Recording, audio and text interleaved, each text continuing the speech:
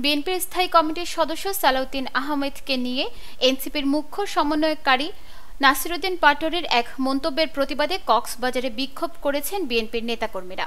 এ নিয়ে উত্তেজনার মধ্যে চকরিয়ায় এনসিপির নির্ধারিত পথসভা ভণ্ডুল হয়ে গেছে।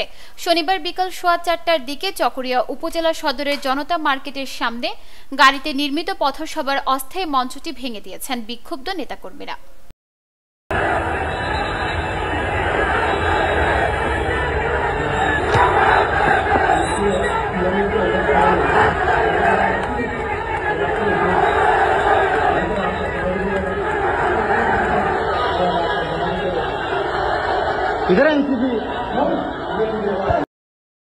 চকরিয়া থানার ভারপ্রাপ্ত কর্মকর্তা মোহাম্মদ শফিকুল ইসলাম বলেন, এনসিপির নেতাদের বহনকারী গাড়ি বহর আইনশৃঙ্খলা বাহিনীর পাহারায় কক্সবাজার জেলার সীমানা পার করে দেওয়া হয়েছে।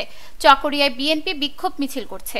চকরিয়া উপজেলা বিএনপির আহ্বায়ক এনামুল হক বলেন, এনসিপি নেতার উদ্ধত্তপূর্ণ বক্তব্য আমরা মেনে নেব না। এর প্রতিবাদে চকরিয়া পেকুয়ার জনগণ ফুঁসে উঠেছে।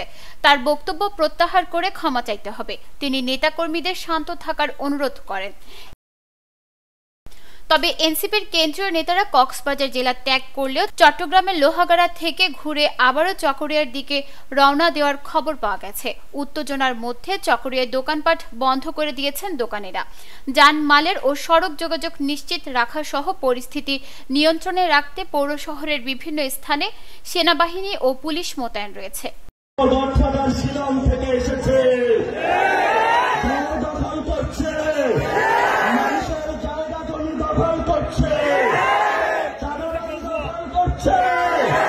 আবার নাকি সেই সংস্কার বুঝে না।